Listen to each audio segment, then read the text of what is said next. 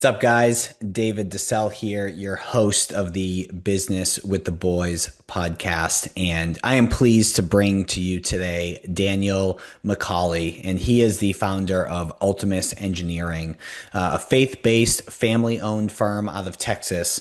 His team delivers MEP, aquatics, and structural engineering across the country with a clear mission, which is to create engineering solutions that build better communities.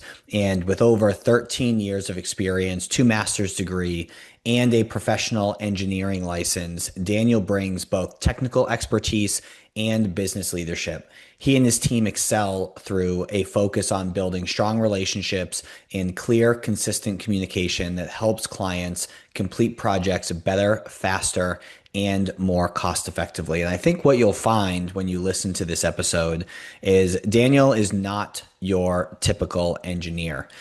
He is extremely personable. He just maintains his conversation so well. And I think it's a look into how you can use your communication skills to better tell your story, better win more deals, better build relationships. So I think you'll really enjoy this episode. And with that said, let's dive right in. Whoa. Who knew I would make it this far? They hated, they never believe me. Yeah, I would never drop the ball. I know I make it look easy. Yeah. Mayweather with the defense. I don't care what a critic got to say. I got. Well, Daniel, I know we had an intro call a couple months back. And for me personally, that time flew by, as I'm sure it did for you as well. But welcome to the show, man. Yeah, thanks, David. Appreciate it. I know you've got a very new one at home, and I also have a new one pending any moment. So I don't know. We might have to pause the show and I have to run to the hospital. I don't think it's that critical, but yeah, new babies around Christmas, always fun. So yes, the last few weeks have flown by. That would be a Man. first for us on the show. Somebody had to bolt for labor and delivery purposes. That's for sure. Yeah, I don't know how you're going to edit that one out, but best of luck. Oh no, we're leaving it in if that happens. Yeah, absolutely. Okay. I'll bring you with me. We'll switch over to the phone and Yeah. come on, honey, look, these are the boys. Yeah. And then Landon, how are things on your end? You guys are getting close. Time's flying. Yeah. So I think we're 14, 15 weeks along. So, and by we, I mean my beautiful bride. I haven't done much at this stage, other than just try and be supportive and, bought a stroller and a crib at this point. So I'm doing my duties as dad, but yeah, she's feeling well and rock and rolling. So I You're ahead of the game. understand. Yeah, I understand buying a stroller, Landon, but I'm a little I disappointed don't. knowing where your skill set is, why you did not build a crib. I tried. I tried. You Yeah, did? I've apparently got too many other projects in the Hmm. fire that need finished first. So yeah. Taylor didn't Good like start. the crib made of 2x4s.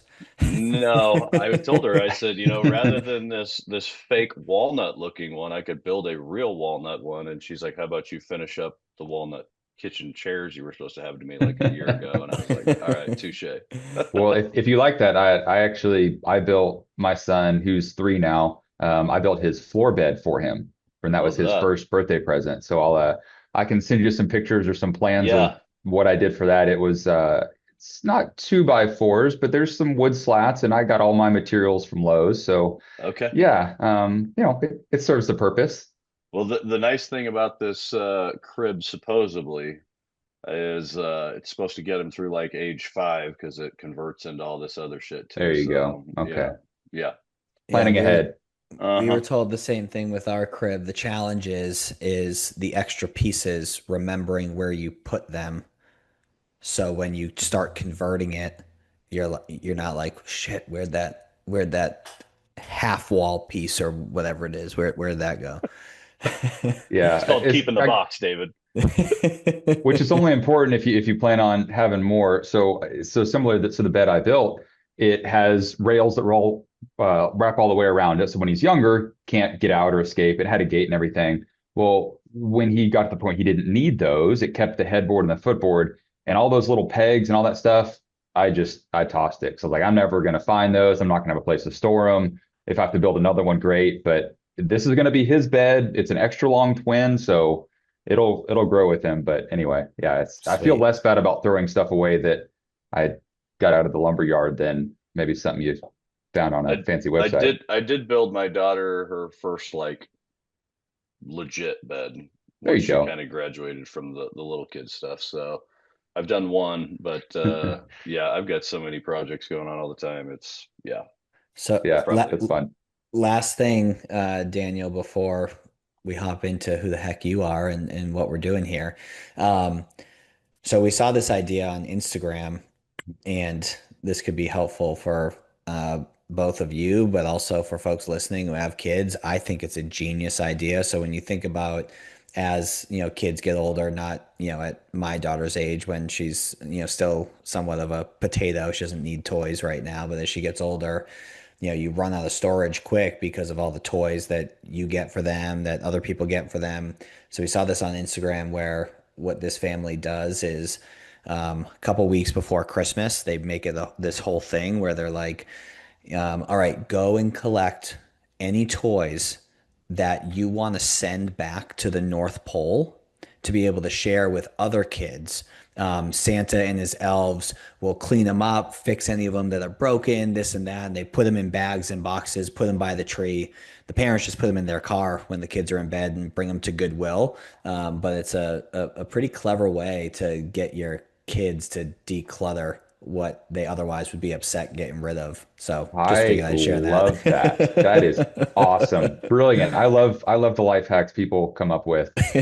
We've done a little bit of that, but in the capacity. So this is our second is another boy. And luckily a lot of the clothes and toys will, certainly still be appropriate. And so to do a little bit of the decluttering, we have told Tyler, who's our first son, like, hey, what do you want to give to baby Archer? Right? These are things that you've outgrown, things that you don't play with. And some of the things, and we went through, he's got a couple of rooms of toys at this point, but gone through, hey, what do you not want? He said, well, I still want this one. Okay, that's fine. We let him have a little bit of autonomy to that. But there were some things that surprised us that he was like, no, that's okay. Baby Archer can have this one. So we've taken those and we've set those aside. And so we've done a little bit of that, but I like the Christmas idea. That's a good one. Well, let's dive in, Daniel. So I'm gonna bust your chops to start, and then we'll get a sense of your background. Perfect. I will say I'm impressed so far at how conversational and personable you are, given your engineering background. Usually, Thank that's you. that's not the case. I appreciate that. I get that a lot, and most engineers get that. Well, most engineers get the man, I can't stand talking to you, which is kind of why I started this company. So no, that's a thank you. I appreciate it. I appreciate it. Well, let's get a sense of your background, sort of what did life look like, early on when you were, in school and, get into your first job or first business and kind of bring us through a journey of up to where you are now. Yeah, sure. So I mean, really the journey for me started 30 years ago, right? I was one of those kids that, so only child, single parent, and my mom's like, I got to get this wild child out of the house. And I naturally took to all things sports. There was one year, I think I did 8 different sports in one year. And well, not more than one year I was doing that. And I remember when I was 7, 8, 9, changing uniforms in the back of her Ford Taurus, going from football to soccer to baseball all in one day. So bless her for having that patience and energy to keep up with me. But coming from a competitive background, competition, obviously sports, but it really doesn't matter what it is. It's just the drive of everything that I do. And if we're sitting down at a restaurant and you're like, hey, man, I bet you can't drink a beer faster than that guy. I'm like, well, hope you're ready to lose $100. I mean, it doesn't matter what it is. I'm here to win. I think part of that stems from not only the sports background, but back when I was young, I entered a science fair, my first science fair ever. So obviously I'm a nerd. You already spoiled that I'm an engineer, but entered a science fair and everyone got their first, second, third place ribbons. And I got a ribbon that said, the real words were honorable mention, right? That was their version of participation trophies, give all the kids something, which is fine. I don't really do the participation trophy thing now, but it's not fun, Daniel. It's not sure. fun. It's not. I get that. There are winners and losers in this world, and it's okay for children to understand that. There are. And I was at the age where I couldn't read all of the big words, but I misread honorable mention for horrible mention. And my mom couldn't figure out why I was so upset. She's like, honey, it's fine. Like honorable means, and it wasn't hearing it. And I think that was like a formative moment where I read horrible. And it's like, if you're not first, second, or third, you're horrible. And, You ain't first or anyway, last. yeah, if you're not first, you're last. That's right, Ricky Bobby. And so, I think that stuck with me for a long time. And in the back of my mind somewhere, it's one of those just screw that's loose. And yeah, so anyway, all that to say, the competitive drive, find something hard, figure out a way to do it, do whatever it takes, embrace the challenge, and just try to be awesome. And so that took me through a athletic career. Over the years, certain sports dropped off. I picked up over different athletic hobbies. By the time I got into high school, I was senior high. I was running football or running track, playing football. I knew I was going to go to college to play football, but I didn't know what I wanted to study. And so I had to pick a degree. And in the spirit of competition, I just thought, well, let's just pick the hardest thing I could think of. Okay, fair enough. And that was either going to be med school or engineering. Little research, med school takes 15 years. Apparently, they don't just let anyone be a heart surgeon. So I was like, let's speed this up a little bit. Med school was a great fallback if I decided I hated engineering, but went into the engineering route, got a degree in mechanical engineering, ended up in oil and gas, and I was working for Halliburton. Great company, fantastic, learned a lot, really great. I typically encourage people, if you don't know what industry or don't know what size of company you want to go work for a big company. They're going to teach you lots of really good stuff. They've got policies and procedures. It doesn't matter if it's engineering or accounting or anything else. Learn from the best, right? These companies are massive. They've been around for hundreds of years because they're doing at least something right. So learn that, and then you can evaluate, do you like the big employee feel, or do you maybe want to try to be a little bit bigger fish in a small pond? So that's always my recommendation for new people in the workforce, or maybe if you're just looking for a career change, go find a big company, learn some cool stuff, and then you can work on those skill sets maybe at a small organization. But one of the things that I was exposed to there was this idea of third-party engineering, where companies didn't have, I say, enough of their own employees. They had 40,000 employees, but even Halliburton hired a third-party engineering firm overseas to supplement a lot of their work. As a US-based engineer, I was, for all intents and purposes, responsible for the work that they would do on the projects that I was leading. And I just didn't find it to be as wonderful a process as it may look at a 30,000 foot level, which is smart people over there, really smart people, fantastic education overseas. But the time difference, the idea is that they can work while we're asleep and vice versa. The challenge with that is if they didn't do it right or they didn't do enough, we needed something changed. Well, now we're another day behind before we can actually get back to that. And I felt like the dollars, the upfront dollars that we save, paying 10 cents on the dollar for an engineer somewhere else to do that work, really didn't counteract the inefficiencies and the challenges we had with working across those different barriers. And so it was at that time that a colleague of mine, is actually a fraternity brother that I had got hired on at Halliburton, and we worked closely together. We kind of jokingly said one day, well, hey, you know what, why don't we just, if Halliburton really wants to hire outsourced engineers, why don't we just quit, go start our own consulting company? They can hire us to do this extra work, and we'll just go sit on a boat in the Keys and we'll just work out of there and have a great time. So it's kind of a joke at first, but over the next 5, 8, 10 years, as I spent more time at Halliburton, left, had an opportunity to hire some of my own engineering teams at another company, what I realized is the challenge in engineering is more so than just the challenge of dealing with people overseas. The challenge in engineering is, well, David, you alluded to it, it's dealing with engineers. And when I had the opportunity as a leader of an engineering organization to outsource some engineering, I found a domestic firm. I was like, man, this is going to be great. I still had to deal with those people. I can say that, right? I am one. And so the idea of dealing with engineers who don't communicate well, they're hard to deal with, they're either defensive or whatever the situation may be, I started to realize that it's not just about having engineers to go hire. You can't walk down the street without bumping shoulders with an engineer. I mean, to have a professional engineering license, not to put anything off on that, it's fantastic, it's challenging, not saying that anybody can go do it, But there are a lot of professional engineers out there. But what this industry lacks, and any industry where you're dealing with engineers lacks, is an engineer that you don't roll your eyes when you have to call, or you don't roll your eyes when they call. And over the years, I just kind of came to the realization that, okay, third party engineering is a $250 billion a year industry. What does 1% of 1% look like? And can I value differentiate? Can my value prop be, hey, we're engineers, but we're fun engineers. We're engineers that you want to work with. We're engineers that you enjoy calling.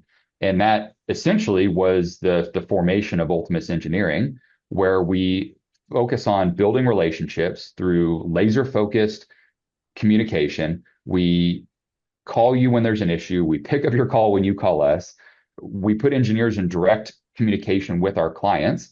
And we don't just hide the engineers in a cubicle and say, you are third email down the line, and then you got to push that email back up because we have this really, articulate, well-spoken, friendly used car salesman that's going to deal with the clients. And then you never actually get to talk to your engineers because we're terrified of that. So that wasn't what we wanted to do. But essentially, that was the journey of how we've gotten here today. And we turned 5 years old in a couple months and been having a lot of fun along the process. Yeah, thank you. It's cool.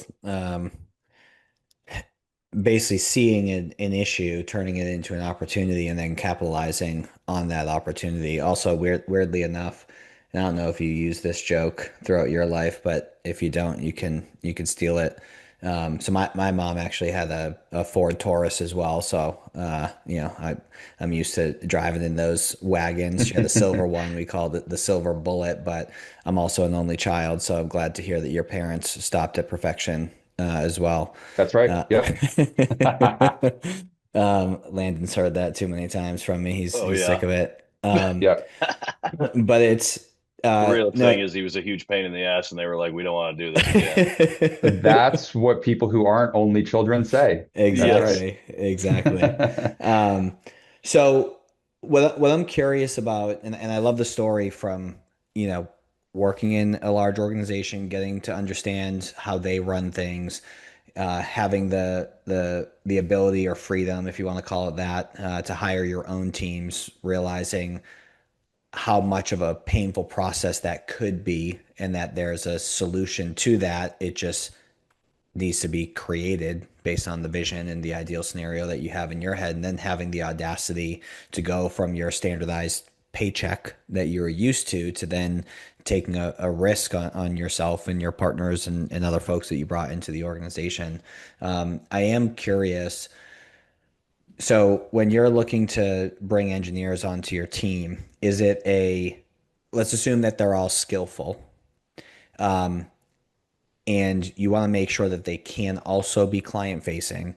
Is that a gut check through conversation, or do you use like personality assessments to like help aid in that process? Like, how do you select the right type of engineers to be a part of your team? That's a really good question. It's more of a gut check, and the personality assessments are great.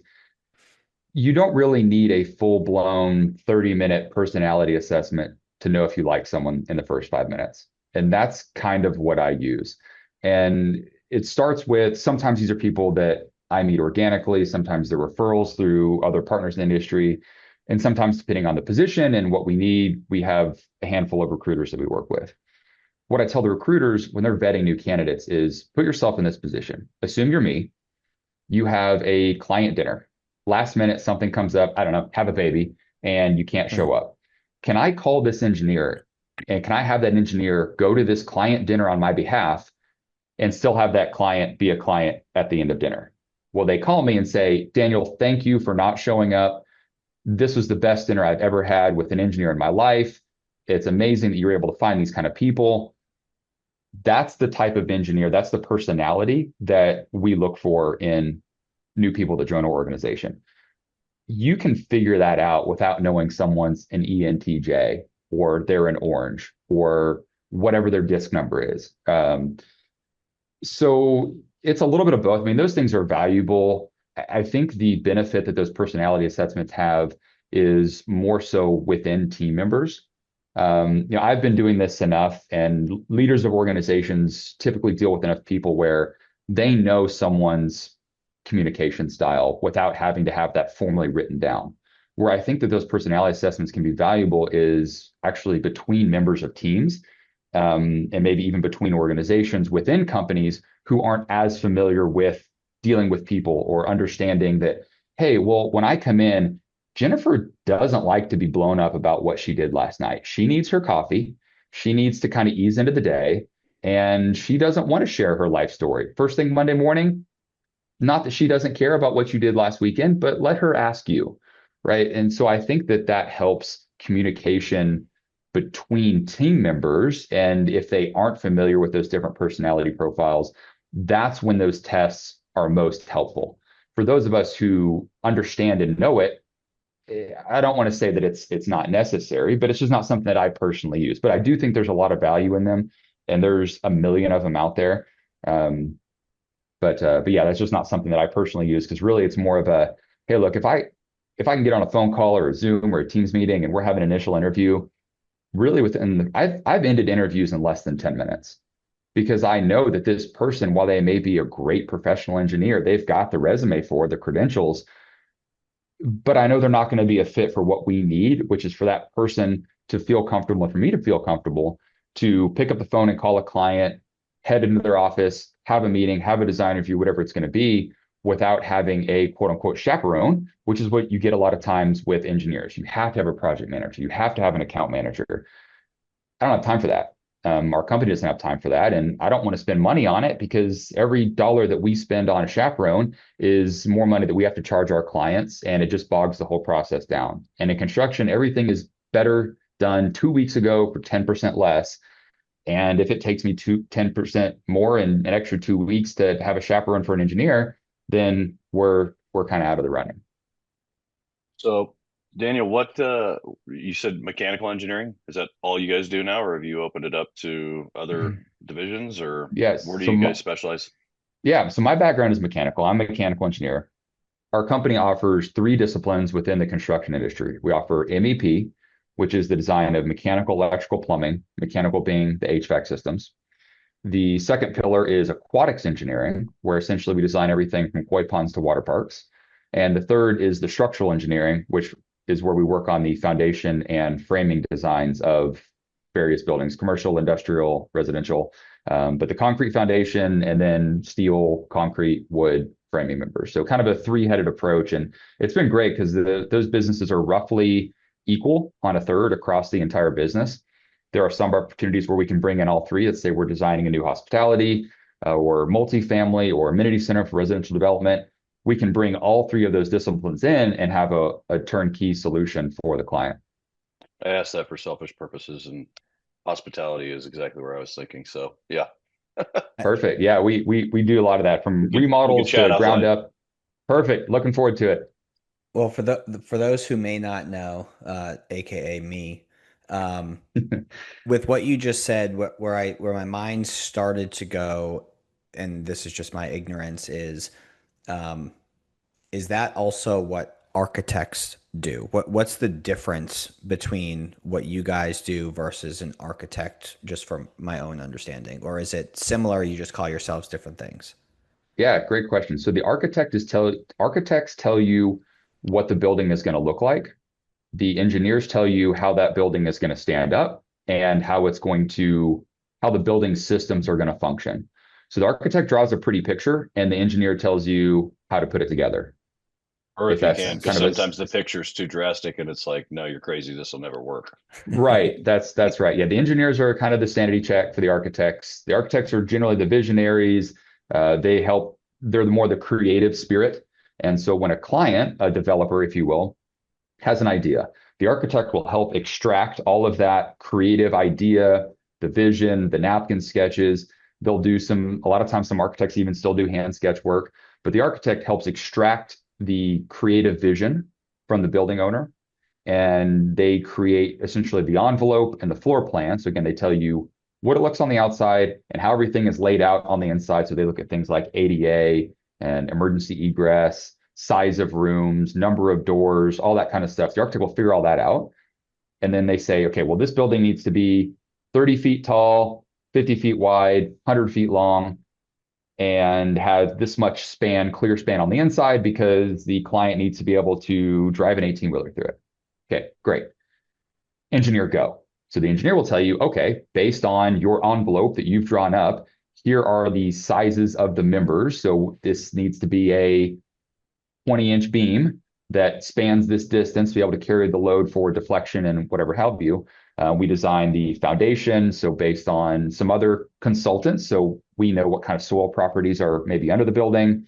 We design the thickness of the concrete slab, all of the rebar that goes into it. Maybe this has to be put on piers for whatever consideration. We design the size of the HVAC unit, so people are generally familiar with tonnage. So this is going to be a 5, a 10, a 20, a 100-ton system, whatever it may be. We design the electrical. So the architect is going to pick what kind of lighting they want. And the electrical engineering is, okay, well, based on this lighting package you've selected, here's how much wattage is going to be spread out over this building. And does that meet energy code? So those are some other things that we're checking. The plumbing's the easy part, right? Water flows downhill. We can pretty much figure that out. But the mechanical and electrical are the more complex pieces. And then certainly the structural systems. But yeah, long answer of architect draws the pretty picture, and the engineer tells you how that pretty picture is going to be essentially assembled. Engineering has a lot more liability attached to it than the architecture. Yes, yeah. You don't want to sign off on that. Yeah, you don't want to know what our insurance premiums are. Yeah. So you went from being an engineer to a business owner, but during that transition, and I think about the typical engineering style personality in which either you naturally don't have or worked hard to be able to expand beyond that stereotypical personality. But even in your business owner role, you have to be a salesperson, right? You need to sell to get more opportunities, to actually have revenue, to be able to call yourself a business beyond, the legal documents that say you are. What was that process like going from, and I don't know exactly what your background was at Halliburton, but like essentially not having to sell to then having to sell? Like, did you have coaches, mentors? Were you reading books, listening to podcasts? Did you just kind of muscle through it and grit your teeth and figure it out? How'd you improve upon that skill set of sales? Yeah, it was kind of a long transition. It was abrupt when I decided to start the company, but there were a couple things that really helped me along the way. The first thing was when I got into Halliburton, and I realized this in college, that engineers, again, typically not the best communicators, just as a blanket statement. When I took my first corporate job, I was really fortunate that Halliburton had their own corporate chapter of Toastmasters. Toastmasters, I could not speak higher about that organization, about the opportunities that it gives you, the things that it teaches you. People generally know Toastmasters as a public speaking organization, but the way that it's structured, the books that they give you, the step-by-step instruction that they provide, that really teaches you how to be articulate, how to think before you speak, and sometimes think while you're speaking. Some of the different tips and tricks to avoid the ums and ahs and likes and long pauses. There's very specific things that it teaches you. Not only does it teach you that, but then it teaches you how to communicate with people. You're forced to lead meetings. And I think as an engineer or someone with a very technical background, forcing you to do that, if you want to be part of this club, you have to play by the rules. That was really formative for me. And I didn't really do that with the expectation I was going to run a company one day, but I just knew that I generally liked being with people. I was in a fraternity in college, and so I had a little bit more of that outgoing personality, I think, than some engineers just inherently have. But joining Toastmasters was fantastic. I did it for probably the better part of 5 years, and I expanded pretty far afield of the program. I won a couple of local speaking competitions. I kind of took to it, but I put a lot of work into it. I was in an hour-long Toastmasters meeting every single week and really honing those interpersonal skills, being in front of people, talking with people in the club. That was kind of step one, I think. Step two was a couple employment opportunities later. I was working for a wire and cable manufacturer. So here in North Dallas, there's a city called McKinney, a company called Encore Wire was recently just acquired for, I think, like $4 billion or something like that. I was initially brought on to run the research development group. Got in about a year and a half, 2 years, and the vice president of sales kind of pulled me aside one day and said, listen, you're doing great in R&D, but I need you on my team. So let's figure out what that's going to take. I'll talk to the president and we'll poach you, and I want to bring you on my team. We'll find someone else to fill your role, but I need your technical skill set and ability to not just be a super nerd as part of my sales organization. And that was a really formative time in my career, because having someone like that as a mentor, he had been a previous regional or I think he was the North American vice president for GE. Someone of that caliber of leadership and organization to bring me on under his wing. When we sat down and had a first conversation about what this role would look like, he was like, look, what do you want to be when you grow up? And I really like that. I ask people that all the time in interviews. It's like, what do you want to do? And what he did for me was he structured a role that was a 1 year, 5 year, 15-year plan within the company, but it was bigger than just that. He said, what do you want to do big picture? He said, look, I understand today you might be with us for a year, you might be with us for 20 years, but at some point, if you aren't with us, whatever you do here, I want it to also set you up for success in whatever life brings you. And when he said that, I was like, I've never had a manager tell me that before. Like, who is this guy? Like, what is he, what does he know that I don't know? And it was really interesting because obviously I transitioned and started my own company, but him structuring that role based on what I wanted to get out of my long-term 30, 40-year career, the role that he set up for me was essentially, let's stay technical. Let's keep my roots embedded in the technical organization, but let's get me in front of more customers. And so that was kind of a soft transition into sales. Again, I was reporting to the vice president of sales, but I was running the title they made up for me was the director of product management. But essentially it was indirectly, I'm responsible for all of research and development. I'm responsible for all of quality control. And I'm responsible for literally just at that time was a $2.7 billion product line. I had like 250 products. And he's like, if you want to kill a product, kill it. If you want to improve a product, improve it. If you want to bring on a new product, bring it on. But you've got to figure out how to do all of that. And so inherently, there were a lot of different constituents that I had to deal with, both internal and external. And that was a very nice segue into how do you sell, right? How do you go in front of that electrical contractor who may not be a perfectly polished individual? How do you get that information out of them? What do they need? What are their pain points? How do you bring that back to our operations and engineers who are various levels of polish? And how do you translate that up to the sales organization, the CEO of a $4 billion company who is certainly a polished individual? And how do you play nice with all those different constituents? When I realized that was what the role was going to be, I said, okay, I need some more education. I went back and got an MBA during that, about a year and a half, 2 years to get that degree.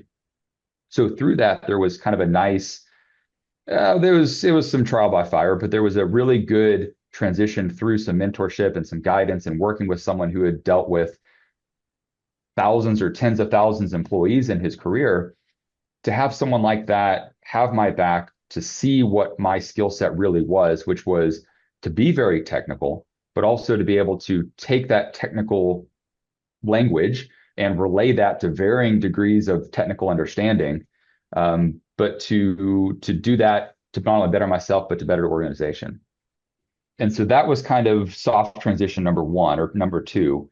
And then when I started the company, I knew how to run an organization pretty well. I had run small organizations, large organizations. I had been part of infinite money, but I didn't really know how to start a company. And that was a very different transition for me. So similar to how I had a mentor back at the wire company, I knew that I needed someone to help me start this new thing. And that was where I found a business coach. Her name is Stacy Bowman. Her consultancy is I'm Not Mad at You, which is a really funny name in of itself, because when she talks to you, she's like, all right, are you mad at me? She's like, no, I'm just excited. Like, this is what you need to do. Anyway, she's great. But to have someone like that to help guide me through all of the things of starting a company is very different than just running a company that's already got all of the processes streamlined. And one of the things she taught me early on was like, okay, you're a good engineer. If you aren't, then you probably wouldn't have had a successful career. And if you're not a good engineer, then this company will 100% fail. So I hope you're a good engineer. But she essentially told me, she goes, I don't really care how good of an engineer you are, because if you don't have anything to engineer, it doesn't matter. And that kind of hit me. I was like, okay, well, that's an interesting concept. Like, okay, so what do I need to do? I thought that I'm a professional engineer. I just put that on the interwebs and people will flock to me. I need a good engineer. Here's work. And that's what I thought was going to happen from day one. So I wasn't actually starting this company with the intent on doing construction engineering in general. I was going to go back to my roots of oil and gas and product design and manufacturing engineering. And I was really going to start it just as kind of working for myself. I had a buddy who was going to kind of start the company with me. And it was kind of through that first 6 to 8 months where I realized, I was like, man, people aren't just showing up on my door, beating down, looking for a good engineer.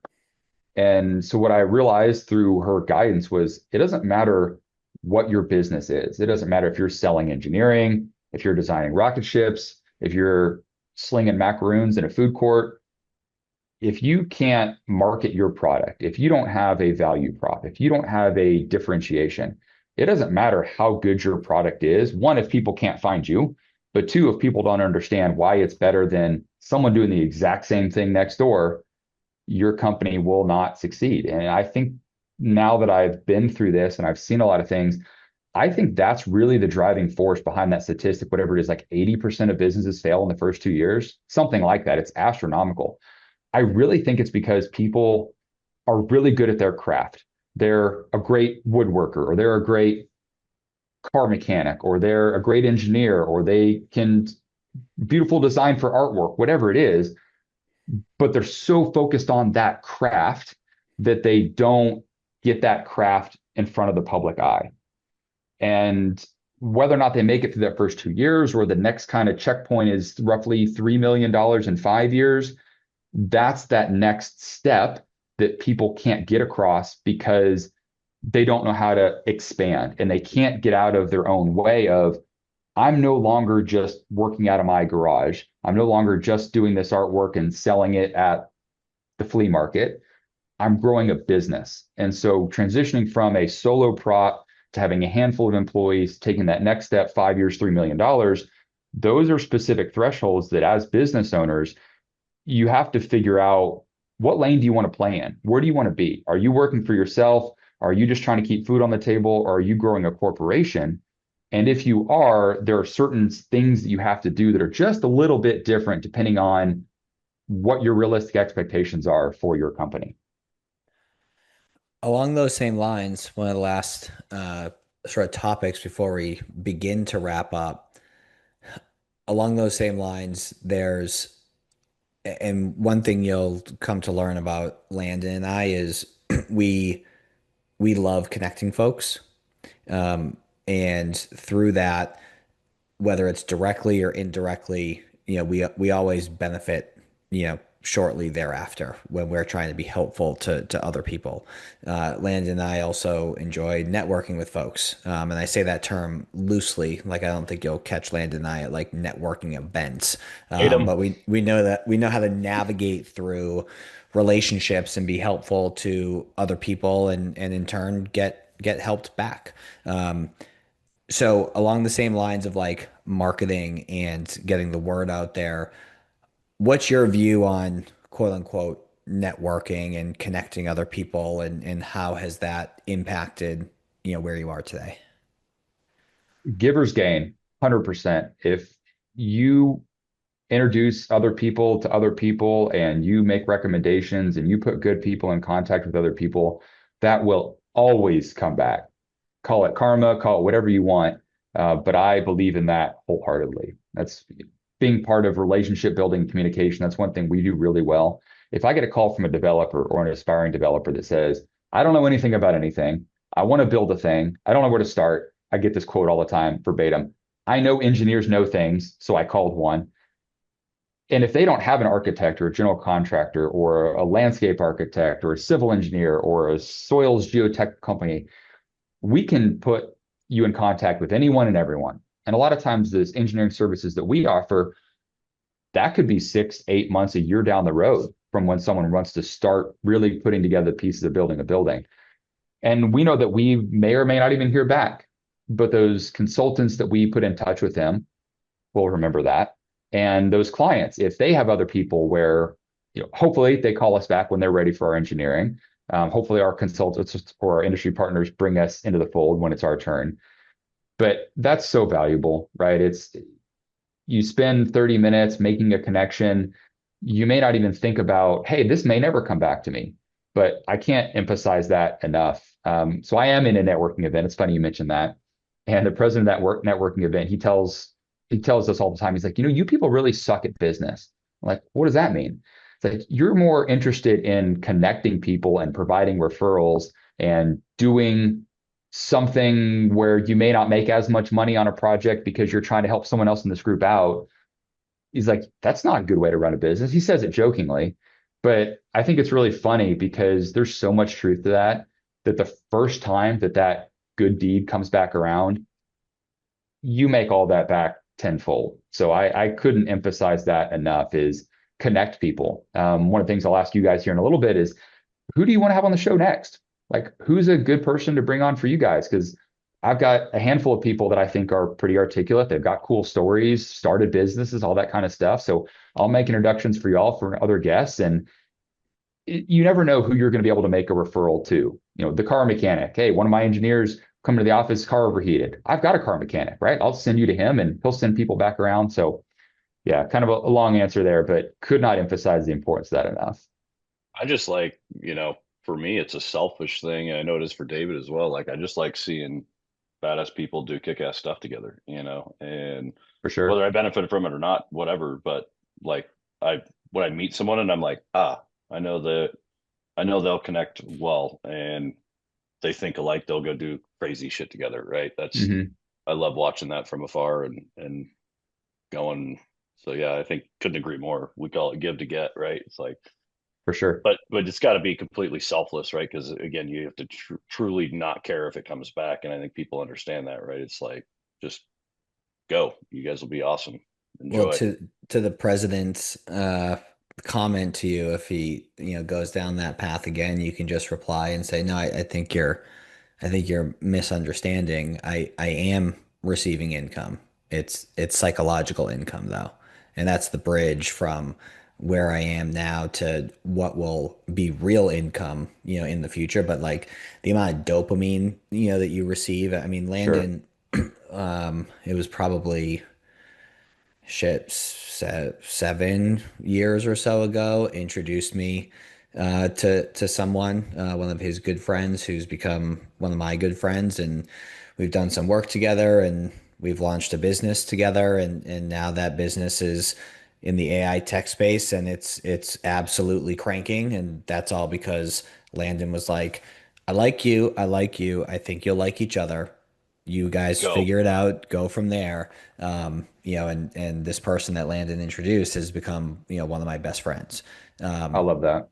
So it's amazing when you allow time to pass after a connection is made, how much of an impact that happens, or excuse me, how much of an impact that has on those two people as time passes as well, regardless of how it starts off.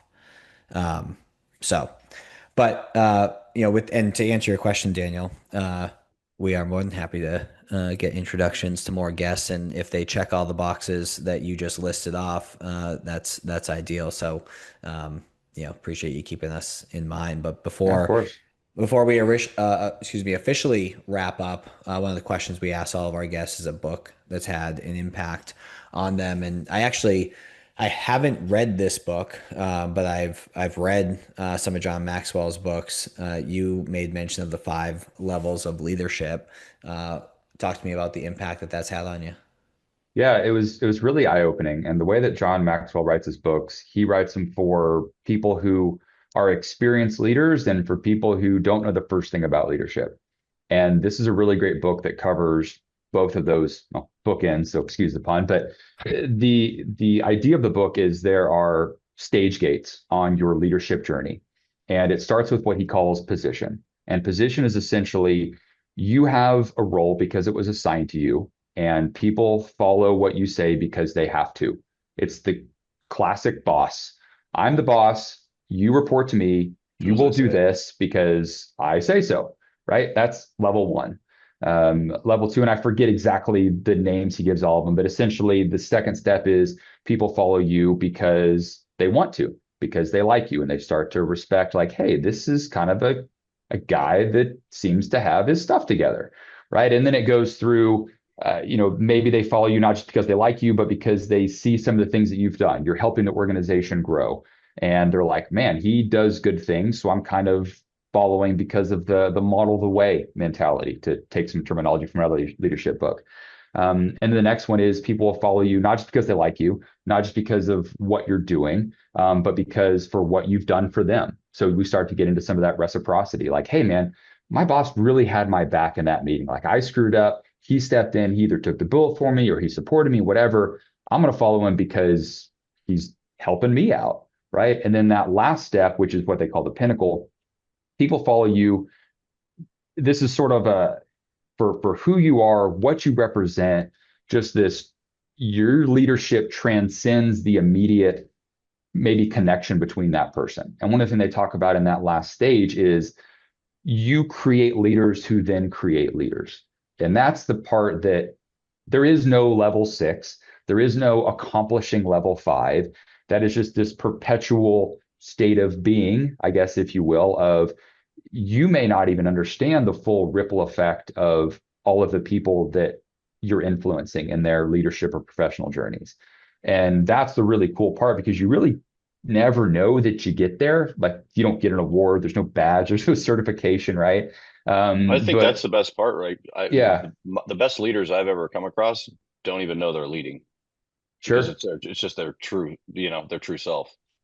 Yeah, and that's the really cool part is, and I've had people that I follow on LinkedIn, people have worked with me before that I now follow, that they're leading organizations. And I'm not saying that I'm a level 5 leader, but it's just cool to see. And when people tell me like, hey, yeah, I know that you were this guy's manager, I get referrals or whatever it may be. It's just a really cool thing to think about, that, again, back to that giver's gain, right? You're helping other people be the best versions of themselves. And when people are the best versions of themselves, then they have more bandwidth to then in turn go help other people, whether that's in a charitable situation or a corporate or leadership position. Just that rising tide that lifts all ships is fantastic. And when people, you teach a man to fish, and then they fish and they teach others to fish, and we're all eating fish, and it's a big happy world. That's kind of the idea of the book. And it talks about how you step through all those to become this leader who essentially creates leaders.